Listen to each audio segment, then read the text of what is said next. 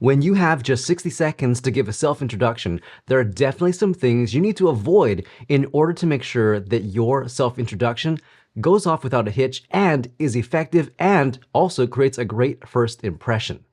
First of all, though, let's talk about why you need to give a 60-second self-introduction in the first place. The main reason is most likely because you might be in a business situation, in a meeting, in a networking event, maybe it's for school or a job interview, and you're asked to talk about yourself for 60 seconds. There will most likely be a timer there, and you will be judged based on how well you can introduce yourself.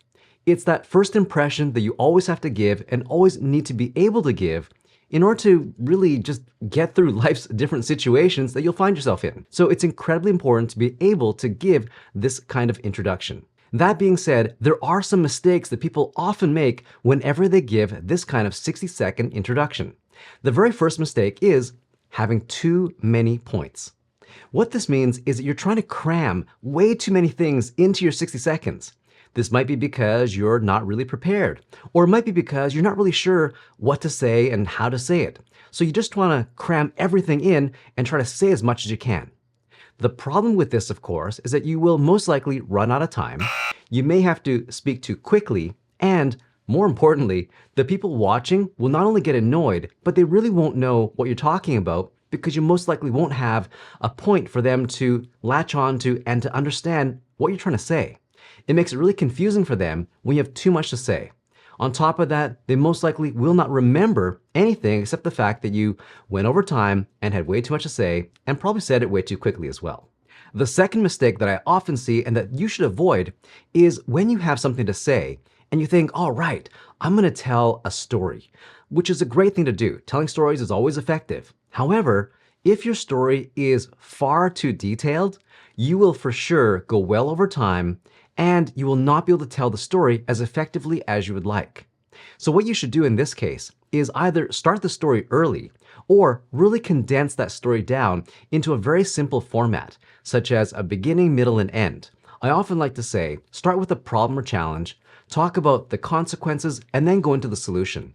This will give you a basic framework that you can use for pretty much any story. But just remember, don't give too many details because otherwise you will go over time, and again, you'll be forced to rush, or people will just not be able to understand anything you're saying, and your story and you will not be as impressive as they should be. The third mistake that people often make whenever giving this kind of 60-second self-introduction is when they get to the end of it, they really don't know what to do.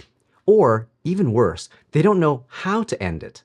So what happens is they often just keep rambling and talking more and more and not really ending their 60-second introduction when they probably should have ended 20 seconds ago.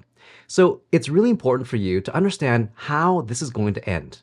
The simplest way is to offer some kind of call to action, is to wrap it up by saying, okay, this is what it all is, summarize it very quickly, and then say, here's what you should do, or hey, this is what I think is really important. Just some way to wrap things up. Give a summary, give a final point, give a call to action. Make sure though that you do have some way that you think about in your mind as you're talking, how you're going to end this. All of these things take some practice. You will make mistakes, don't worry. It is important though that you try to get better at this because the better you get, the more impressive you will be, and that first impression that you give anywhere you go will be that much better and that much more impactful. And again, if you're not really sure even how to give a 60-second introduction, check out this video here on how to do that.